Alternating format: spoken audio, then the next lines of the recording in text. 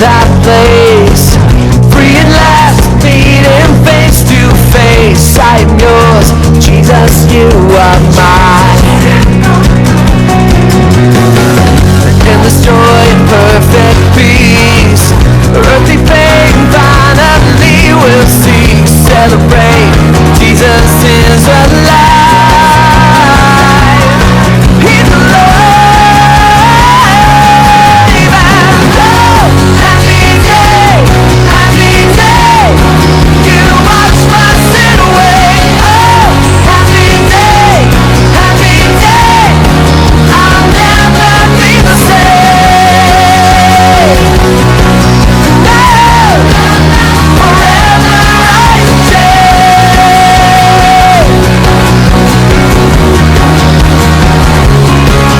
When what a glorious day, what a glorious way that you have saved me. And what a glorious day, what a glorious day, Jesus.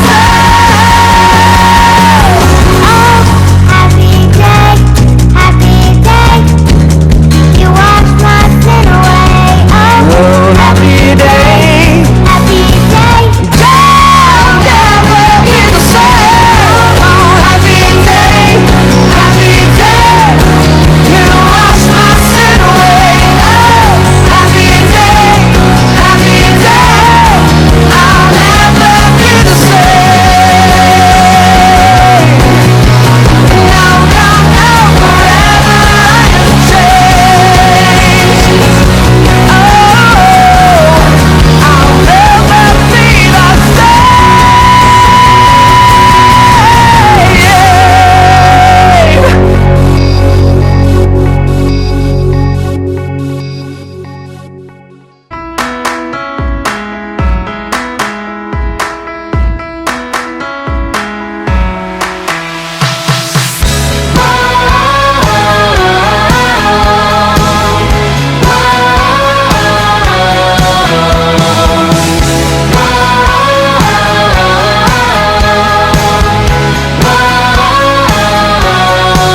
If you declare with your mouth Jesus is the Lord, and you believe He was raised to life.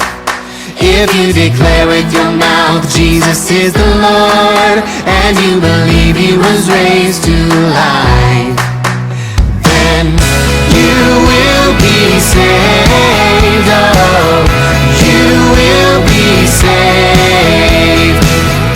You will be saved. Oh, you will be saved. For with your heart you believe and are justified, and with your mouth you profess your faith. For with your heart you believe and are justified, and with your mouth you profess your faith. And you will be saved. Oh, you will be saved. You will be saved. Oh, you will be saved. Everyone who calls on the name of the Lord, everyone who calls on the name of the Lord, everyone who calls on the name of the Lord will be saved, will be saved.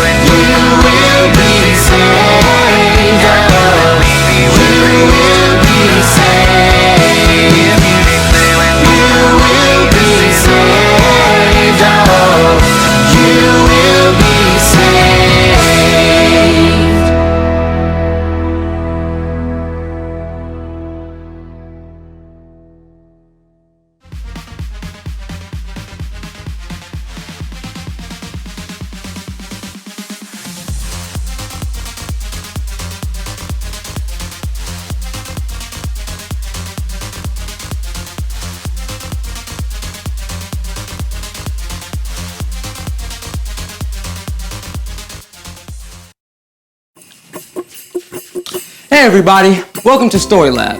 This week we're talking about the story of Easter. Also, how you'll still be finding all of this stuff around the house at Christmas.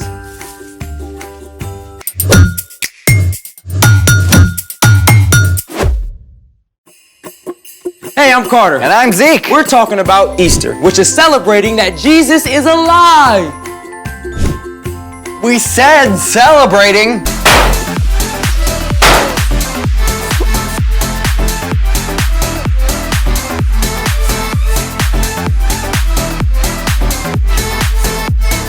Isn't this supposed to have stuff in it? Of course, we're gonna dye Easter eggs. Oh, that's very traditional of you. Not these eggs. Well, these are just boring, regular eggs. What? My friend, let me properly introduce to you the humble egg.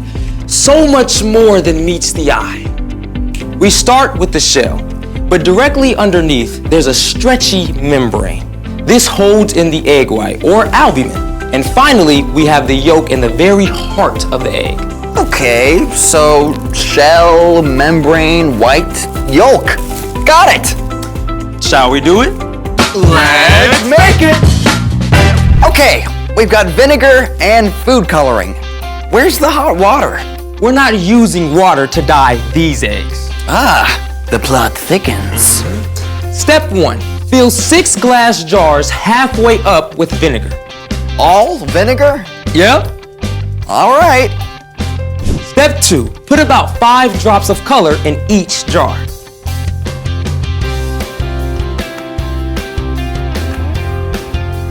Step 3, lower 1 egg into each jar. On it.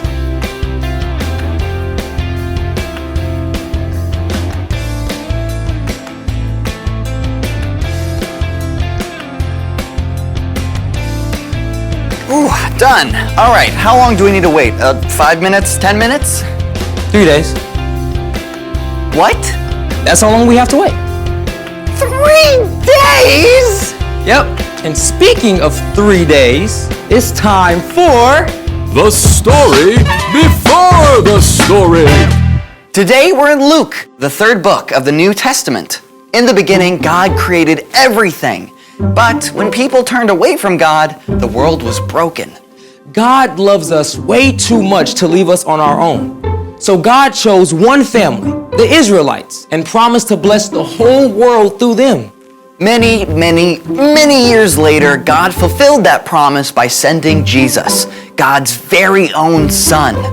Jesus traveled the land, teaching and healing. He showed perfectly what it means to love God and love others. But the religious leaders were upset. When Jesus entered Jerusalem for Passover week, they made a plan to get rid of him. Which is where our story starts. Take it away. Hey everyone, I'm Brian. Today we're celebrating Easter, which is pretty much the most amazing day in the history of history. But before we can get to Sunday, we have to rewind a few days to one of the darkest moments in history. When Jesus entered Jerusalem, the crowds cheered him and gathered early each morning at the temple to hear him preach. But behind the scenes, one of Jesus' own friends, Judas, made a deal with the religious leaders to betray Jesus. On Thursday evening, Jesus celebrated the Passover meal with his friends. Jesus offered them wine and then broke bread and gave it to his friends as well. This represented how Jesus would give up his life for us. After this meal, Jesus and his friends went up to the Mount of Olives, where Jesus laid out his heart before God in prayer. Father, if you are willing, take this cup of suffering away from me, but do what you want, not what I want. As Jesus finished praying, a group of religious leaders and guards arrived, led by Judas. Now, Jesus could easily have called on angels to stop the men, but instead, he allowed himself to be arrested. Jesus' followers panicked and ran away. Jesus was given a fake trial. On Friday morning, the religious leaders sent Jesus to Pilate, the Roman governor. I have found no basis for your charges against him. But the crowd cried out for Jesus to be killed.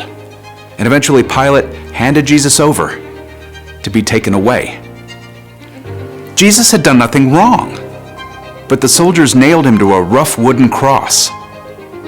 At noon, darkness covered the land, and about 3 o'clock Jesus cried out, Father, into your hands I commit my life. And then Jesus died. The darkness was complete. If Jesus was dead, how could he be the one God sent to rescue us? That evening, several of Jesus' followers took his body and laid it in a garden tomb, a cave cut into the rock. A giant stone was rolled to block the entrance. It seemed like the end? But remember, the promises God made so long ago to bless the whole world, to send a rescuer? God keeps every promise, which means this story was not finished. Through the dark of Friday night and Saturday night, Jesus' friends hid out, afraid that they might be arrested next. Some of the women who followed Jesus wanted to place spices on his body, which was the tradition at that time. But they couldn't do any work on the Sabbath, Saturday, so they waited. And early on Sunday morning, the women gathered their supplies and hurried through the darkened streets to the garden and the tomb. Wait, what about the stone? Maybe we can roll it to the side? If we all work together. I don't know. It's huge. But when the women arrived at the tomb, they discovered something incredible. Look! The stone is gone! Should we go in? Of course. We have to. What the women discovered was unbelievable. He's gone! As they stared in shock, 2 brilliant angels suddenly stood beside them. The women fell down with their faces to the ground. Why do you look for the living among the dead? Jesus is not here. He has risen. Remember how he told you that on the 3rd day he would rise from the dead? As the angels spoke, the women did recall what Jesus had told them. They were filled with joy and raced back to where their friends, including Peter, were staying. He's alive! Jesus is alive! Don't joke about that. But the tomb is empty. We saw angels. They told us. It's not possible. Peter had to see for himself. He ran to the tomb and saw the linen strips, but no angels. He left wondering what on earth had happened. And the situation got even more confusing later that day when 2 of Jesus' followers reported that they had met Jesus along the road to Emmaus. We told you. What Cleopas says proves it. Maybe someone stole his body to cause trouble. Are you saying we didn't tell you the truth? No, but... As they tried to figure out what was going on, Jesus himself appeared in the room with them. What? How? May you have peace. Jesus' friends were surprised and terrified. I mean, some thought Jesus was a ghost. Why are you troubled? Look at my hands and feet. It's really me. Touch me and see. A ghost does not have a body. Jesus showed the places in his hands and feet that were scarred by nails. His friends were excited, but they still had a hard time believing. But how? This is too good to be true. Do you have anything to eat? They gave Jesus some cooked fish and he ate it. Definitely not something a ghost could do. Then Jesus helped them to understand what was happening. This is what I told you. Everything written about me must come true. The Messiah will suffer. He will rise from the dead on the 3rd day. People from every nation will hear it, beginning at Jerusalem. You have seen these things with your own eyes. Jesus is alive. In fact, more than 500 people saw Jesus after he was raised to life. He proved that everything God says is true, and death is not the end, but that is the end of our story today. Can you imagine what it would have been like to have Jesus just show up in the room? I get why his friends weren't sure he was real at first. Yeah, and everything had gone so wrong. And suddenly everything was completely right. Yeah, it's the best plot twist ever. So what's our part in the story? Well, there is one thing to remember today, that Jesus is alive. When you choose to believe in and follow Jesus, you make him the foundation of your life. You can trust him with everything. Every choice you have to make. Every hard or confusing thing that happens. Every relationship. Every question. Following Jesus won't make your life perfect, but it does mean that Jesus will walk with you through every single moment and help you carry the hard things. It means that in the end, God will make everything right again. That is a major cause for celebration. And you can share it with everyone you know. You got that right. Happy Easter! See you next time. So, here's the thing. Jesus is alive. He's the light of the world. The brightest light ever. After the darkest 3 days. Oh, hey, about 3 days. Do we really have to wait that long for this, experiment? I actually had the same experiment set up 3 days ago. So these eggs have been in vinegar for 3 days?